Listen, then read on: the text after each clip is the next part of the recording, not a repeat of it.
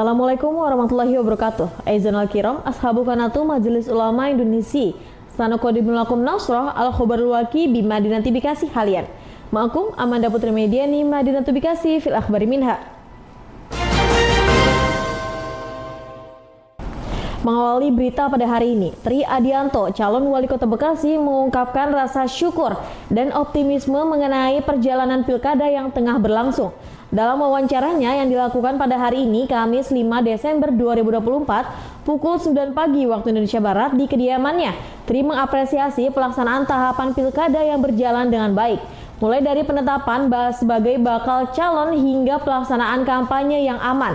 Tri juga menyampaikan apresiasi terhadap seluruh pihak yang terlibat, termasuk Badan Pengawas Pemilu atau Bawaslu, Komisi Pemilihan Umum Daerah atau KPUD, pemerintah, dan masyarakat yang turut mendukung kelancaran proses pilkada. Tri juga membahas mengenai perhitungan suara yang sudah dilakukan. Dia menyebutkan bahwa berdasarkan data yang mereka miliki, pasangan Ridho telah unggul dengan jumlah sekitar 7.000 suara, dengan berbagai harapan untuk meningkatkan partisipasi publik dan melanjutkan proses yang sudah berjalan.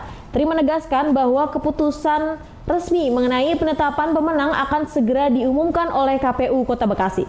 Jadi tentu kita bersyukur ya, jadi ada satu proses perjalanan ya, sejak mulai dari penetapan ya sebagai bakal calon menjadi calon wali kota, kemudian juga pada saat pengundian nomor urut, kampanye akbar bersama, kampanye damai, dan akhirnya juga pelaksanaan kegiatan kampanye termasuk terkait dengan proses perhitungan suara. Dan hari ini saya kira sudah berjalan dengan baik ya, di mana para perangkat pelaksana yang mulai dari Bawaslu, KPU, dan juga pemerintah dan juga keikutsertaan warga masyarakat untuk kemudian melaksanakan proses kegiatan berjalan dengan baik. Tentu kita juga memiliki catatan dan ini menjadi motivasi ya terkait dengan rendahnya partisipasi publik ya untuk kemudian hadir di TPS. Saya kira harus menjadi evaluasi secara menyeluruh karena tidak saja di Kota Bekasi, tetapi indikasi ini menjadi sangat luar biasa, baik yang ada di tingkat provinsi maupun di tingkat nasional. Jadi harus kita cari solusi sehingga 5 tahun ke depan tentu harapannya semakin giroh semangat ya warga masyarakat untuk datang. Sehingga saya kira proses tetap berjalan terus ya sampai kemudian nanti ada satu proses penetapan ya secara resmi yang dilakukan oleh KPU untuk menetapkan siapa yang kemudian diberikan amanah ya warga dan masyarakat Kota Bekasi untuk memimpin Kota Bekasi 5 tahun yang akan datang. Terakhir, kira-kira bagaimana hasil KPU Pak dan seberapa yakin menang, kira-kira berapa persen Pak?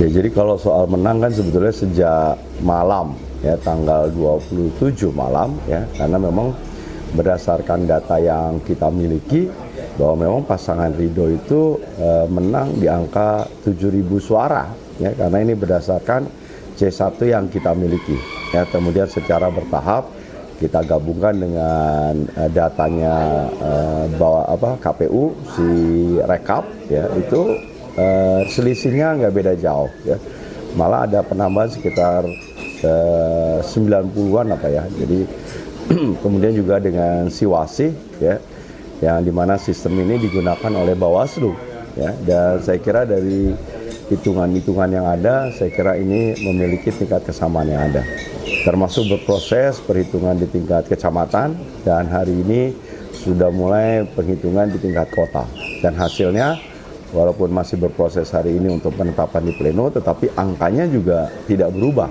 Jadi saya kira kalau soal menang ya hari ini kami menganggap 100% ya, keyakinan kami akan memenangkan kontestasi terkait dengan pemilihan kepala daerah yang ada di Kota Bekasi. Tentu ucapan terima kasih kepada warga masyarakat, dan tentu 2,4 juta jiwa harus menjadi satu bagian yang integral yang harus kita perhatikan dan harus kita optimalkan, kita berdayakan sehingga Kota Bekasi yang keren bisa kita wujudkan. Berita selanjutnya, Dewan Perwakilan Rakyat Daerah DPRD Kota Bekasi berencana melakukan evaluasi terkait penurunan angka partisipasi pemilih pada pemilihan kepala daerah Pilkada 2024. Anggota Komisi 1 DPRD Kota Bekasi, Daryanto, menyatakan bahwa evaluasi ini akan dilakukan bersama penyelenggara Pilkada, yakni Komisi Pemilihan Umum dan Badan Pengawas Pemilihan Umum. Daryanto mengungkapkan keprihatinannya terhadap penurunan partisipasi pemilih, terutama setelah KPU Kota Bekasi mengeluarkan anggaran cukup besar untuk penyelenggaraan Pilkada 2024, yakni sekitar 90,8 miliar rupiah. Berdasarkan rekapan KPU Provinsi Jawa Barat Kota Bekasi yang mempunyai anggaran jumbo dalam penyelenggaraan Pilkada 2024 menempati posisi terendah. Angka partisipasi masyarakat dalam Pilkada 2024 hanya menyentuh di angka 55,05%. Tentu ini menjadi sorotan banyak pihak terkait dengan kinerja KPU Kota Bekasi dalam mensosialisasikan Pilkada 2024. Sebelumnya, Komisioner KPU Kota Bekasi bidang sosialisasi, pendidikan pemilih, dan partisipasi masyarakat yaitu Afif Fauzi menjelaskan bahwa meskipun sosialisasi telah dilakukan dengan masif, angka partisipasi pada Pilkada 2024 diperkirakan hanya mencapai 50 hingga 60%, jauh lebih rendah dibandingkan pemilu tahun 2024 yang mencapai angka 80,1%.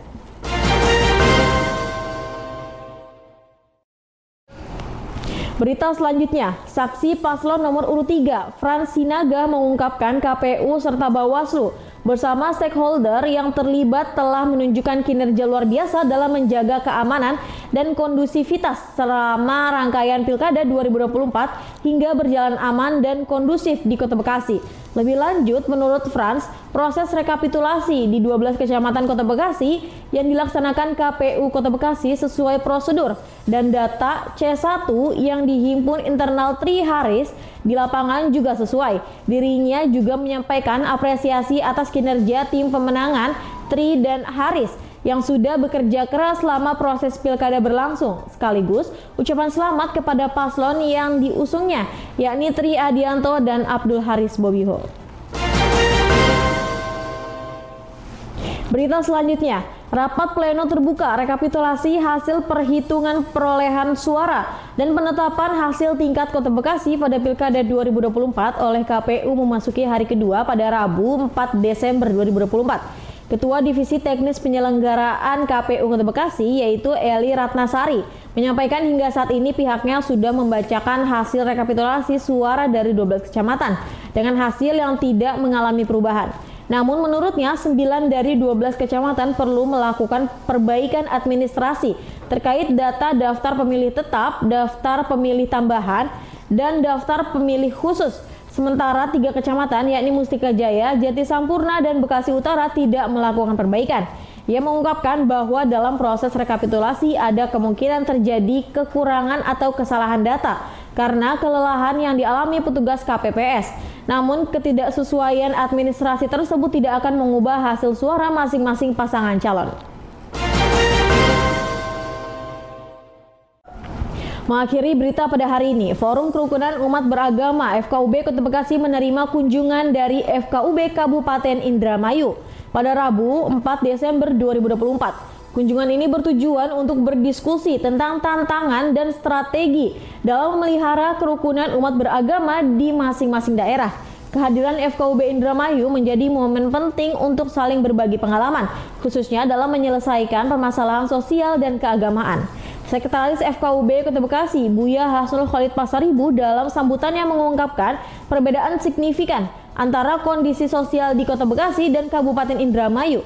Meski demikian, keduanya menghadapi tantangan serupa dalam membangun kerukunan antar umat beragama Kota Bekasi yang dihuni sekitar 2,8 juta jiwa, memiliki tingkat keberagaman yang lebih kompleks dibandingkan dengan Indramayu yang populasinya lebih kecil.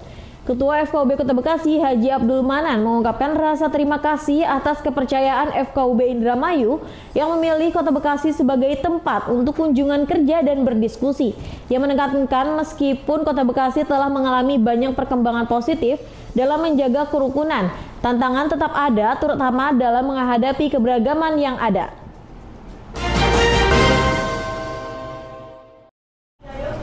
And that was the news for today. Stay tuned, Bekasi City in the News, aktual and up to date. I'm Amanda Putri Mediani. See you in the next time. Wassalamualaikum warahmatullahi wabarakatuh.